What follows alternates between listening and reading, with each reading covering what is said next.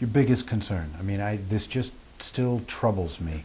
My biggest concern is I don't think we're making a major difference in the most significant conflicts of our time, and not necessarily national conflicts, but community conflicts as well, and organizational conflicts. I think you can look at almost any arena of practice and say, what are the most serious, troubling, potentially dangerous conflicts in families, in organizations, in communities, and ask where are we and how are we helping out. And I don't think we're doing much. I think we are basically effective in a fairly narrow range of conflicts, the ones that are serious enough to warrant intervention but not serious enough to cause major fear and discomfort. And we're not there, and that's a big concern of mine. It shows to me that there's something we're doing wrong and thinking wrong. The next question is why?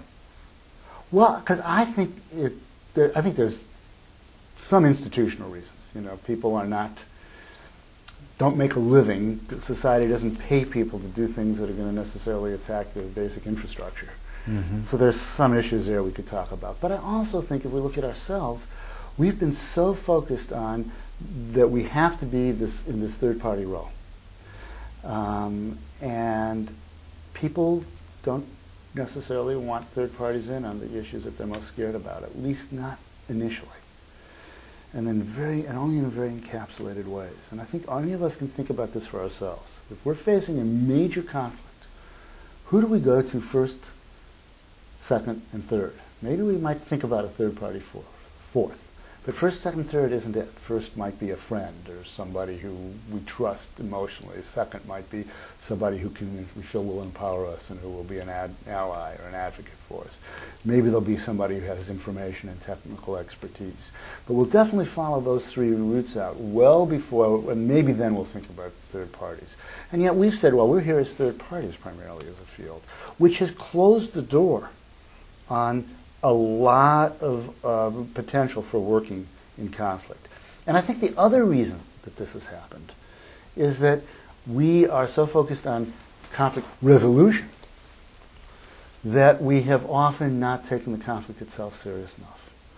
And it's again, if... Give me an example. Well, if I am somebody who feels that I have been a victim of sexual harassment, and I go to talk to somebody, and they say, I'd like to help you resolve this conflict. You know, I'm going to think this is not a trustworthy person. I don't want a conflict to be resolved. I want to make sure this son of a gun never gets involved with, does this to me again or anybody else again, and damn, that's what I want to do. This isn't about resolving it, but it is about engaging in it.